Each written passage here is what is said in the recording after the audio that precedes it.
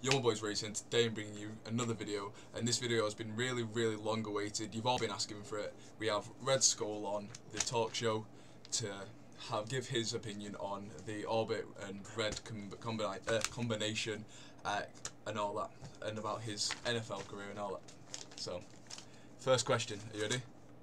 Huh? 60 seconds. You're not allowed to stop or anything. What does esports mean to you? No pauses. Hey, you already got me. I'm gonna pause already. Basically, esports means to me, it's another place for me to compete when I used to, but now also it's taking my business aspects because really in college I'm interested in business. So really, I'm just trying to learn the ropes all around from coaching to competitive playing, business owning, scouting, just learning everything about it. And it's also like my away from football, my friends and everything. It's just like my time to get away and just be myself and relax away from all the stuff that I have going on with training and school. I was close, man. I was close. Yeah, 5 seconds. There's not much in it really. Um, but right, let's just get straight into it. So, how did you become Red Skull? Like, where did you start in esports? Like, just uh, yeah, like from the beginning, where did I start? Like, yeah, from or like when I beginning, like where you first looked at esports was like, I can do this. Like, whether it was a player, whether it was in management, whether it was in ownership or anything like that. well, it was one of my friends, Taj, who kind of got into COD back in Black Ops 2. So, I started playing and tried competitive for a little bit in Black Ops 2. And then, with football and school, I didn't really have as much time. So I decided to get into the business aspect of coaching and stuff. And that was when I was with Merkin Gaming. And that was when I was with Miyagi, Strife, Attach, and Slasher. That was like when we first started. And they decided to come over to Merkin on basically from Ignite. And then from there, I stayed with Merkin for a little bit. And then after we left, I believe it was like UMG Dallas back then. I can't really remember the exact like event because it was so long ago. We went over and we ended up being Elevate, and then got our first pro placing at UMG Philly. So I was with Elevate for a little bit. Then I switched when the team went to denial because they were sold, I believe. And that was it ended up being because that was when they had that whole youth rule. That was like when everybody was getting screwed out of youth, like Attach, Miyagi, and everyone because they couldn't go to champs. It ended up being like Enable, Perplex, Strife, and I forgot who the last guy was, to be honest. And then after that, I met Gordo. So he basically with Orbit, I started really low with them as just a regular manager and worked my way up to GM and then co-owner with him because I've been working with him for 4 years now, close to 4 years. No, that's a long time. Yeah, I'm very loyal to him. He's loyal to me. Gordo's the man. So, and then obviously you've made your way into Red from Orbit. Yeah, yeah, he brought me along with that. It just shows what loyalty actually does with you down the scene, then, isn't it? Yeah, So, it's very rare. basically, I'm just going to ask you straight what Huh? everybody wants to know. What happened with the Orbit and Red partnership? Like, how did it come along to get to where it is, to get you and Gordo in Red? Obviously, the Call of Duty team and just everything to do with Orbit, like basically just getting put on the back foot whilst everybody just goes to Red. How did that come along? Like, who messaged who and all, etc.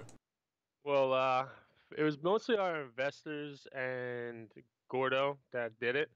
Because when he originally acquired most of the percentage with him and the investors, we still had Orbit taken. You had the CS:GO team, you had the COD team still under them, and then we picked up Parasite. So then basically, they have the YouTube side, and we had the esports side. So if you have both, you can make a powerhouse. So we Sebzi and basically everybody that moved over from Orbit to Red decided it would be our best bet, and for all our futures, to put all our money into that because we can make more of a powerhouse. So basically, the whole thing was Gordo bought them out. So it was like picture Orbit and Gordo as Pac-Man and Red as the little blue ghost, and Gordo just swallowed them up and basically took ownership of them. So then, but they still have ownership on their side. So mostly, Gordo and everyone here, Sebzi, who's also COO. We basically maintain the esports side while they're, the experts in content. So we let them run that side mostly. But we all come to like, a neutral agreement, have a chats and everything where we talk about everything that's happening and team acquisitions. Like everybody's, informed about everything. It's not like, we don't talk to them, but it's just, everybody has their own job. Right. That's basically just how it is. How everyone would have thought it would have been. Then, yeah. So. Yeah, I mean, a lot of people had different thoughts. Like they thought, like Red bought Orbit, but it's complete opposite. Well, that's part of the accusations to rest then. So the next one is about yourself. Like, how do you personally cope with obviously like this past NFL combine and just your NFL careers as well as your esports career? Like, how do you balance them both out together? Well, mostly like Twitter and Skype is really big for me because, during the day now, like usually I have school, like during the season I'll have school and practice, so I won't be around too much or have much free time. So when I do, I can still, maintain contact with them about everything that's going on through GMs and Skype, even though I'm not home. But I really have rarely any time to play. Like usually it's like the weekends, except in season because we play on Saturdays. I'll get a little time to play and I'll play when I can. But mostly, my focus is towards football. And then like with the combine now, it's a little easier for me because I have late night classes, so it's like once a week. And then my training will go up until around like 8:30 to 4. So then each night I'll get around like 2 hours, just to relax, say what's up to like my online friends and stuff and play some games. But really, like my main focus right now is, just making the NFL. As obviously, yeah, that is quite obvious that because who doesn't want to make the NFL? Yeah, it's been a long dream. It's been a big dream of mine since I was like 5 years old. Well, it's definitely now taking shape for you, isn't it? Yeah, it's still got a long way to go. I have my pro day coming up, but I'm in the right direction. Hopefully signing with this agent soon. So, and I had a really good combine. So Well, I'm yeah, hoping. you was best in your position as I think we was discussing in DMs. Yeah, I was a top performer at the regional combine, which is really good for me because I came from a smaller school. So, I didn't have many eyes on me till this past weekend. Yeah, that's great to hear that. And obviously, like this was a really hard to fix around both of our schedules for this interview, but Oh yeah. it's a bit of a pain. But getting on to the next one, what is your favourite accolade? Obviously, not in Red, but in Orbit because you was in there longer. So, what's your favourite accolade with the Orbit organisation? I'll have to say it just recently came with the win at Gfinity. It was like our first major win. So, it felt really good to, even though it was bittersweet because we knew it was coming to an end around that time. We just didn't know like how many weeks until it, the switch was made, but it felt good to have the last tournament as a win on the Orbit. And it felt really good for Gordo and everyone, we've been, most of the guys in Orbit, Sebzi, me, Gordo, Crazy, Rob, Law, who's a YouTube manager, I mean, the stream manager. Like we've been waiting a long, like we've been together for a long time. We're talking years, so it felt really good to finally get a win. Just bittersweet with it being so late and knowing Orbit's gonna come to a halt for a little bit. Yeah. Um, Without like obviously this is mainly since you've joined, but since from like where you've joined to where Orbit are now is like obviously you see the Orbit logo, everybody knows who they are. Like so, even if I was to walk in college with an Orbit jersey on or an Orbit jumpy on, at least 10 people will know what it is.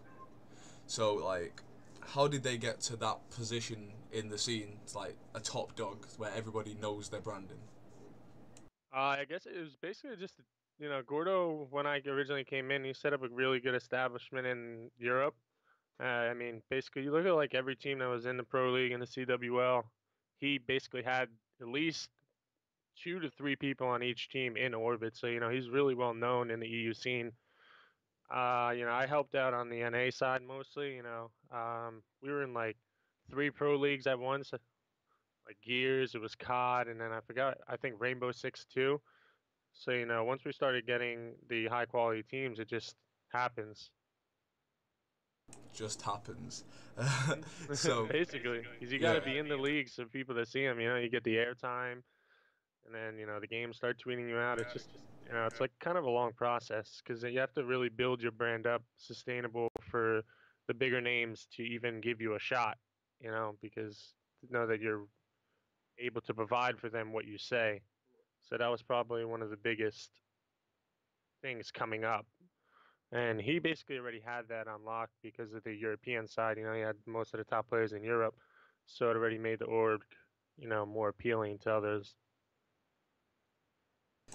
Yeah, definitely. Because I've personally, since I've like been competing, Orbit's always been like a top level team. Whether it's been Orbit Youth with Logan and I can't even remember, or whether it was Lewis. Like it's always been at a top level since I could personally remember. But speaking at a top level, where is Orbit? Well, now where is Red looking at getting into any other esports or any other even content or anything to do with that? Are they looking to do I anything know major? we're looking. Stream team. Rob's looking to build his stream team.